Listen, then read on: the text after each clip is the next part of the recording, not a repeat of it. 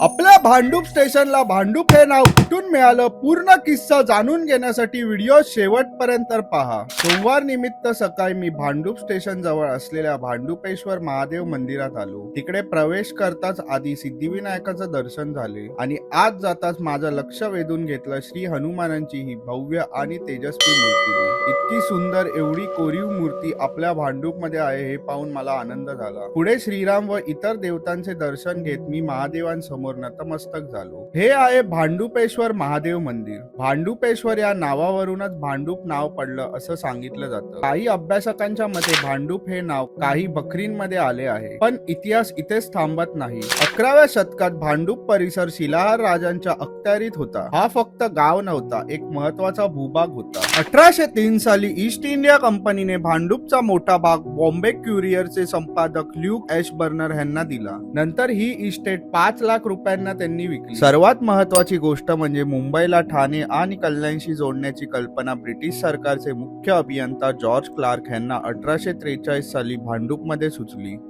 पुढील 10 वर्षातच या कल्पनेवर काम करत भारतातील पहिल्या रेल्वे मार्गाचे निर्माण झाले। रेल्वे वाहतूक अहवालानुसार प्रवाशांची संख्या 1873 मध्ये 28,988 वरून 1880 मध्ये 51,664 इतकी वाढली। आज आपण भांडूपला फक्त उपनगर म्हणून पाहतो, पण लक्षात ठेवा भारताच्या पहिल्या रेल्वेच्या इतिहासात भांडूपचा मोलाचा वाटा होता। भांडूप म्हणजे फक्त स्टेशन नाही, तर भांडूप म्हणजे भारताच्या इतिहासाचा एक महत्वाचा भाग आहे। तर ही व्हिडिओ आपल्या भांडूपला राहणाऱ्या मित्राबरोबर शेअर करा। अशा अजून कॉन्टेंटसाठी आपल्या YouTube चॅनलला सबस्क्राईब करा।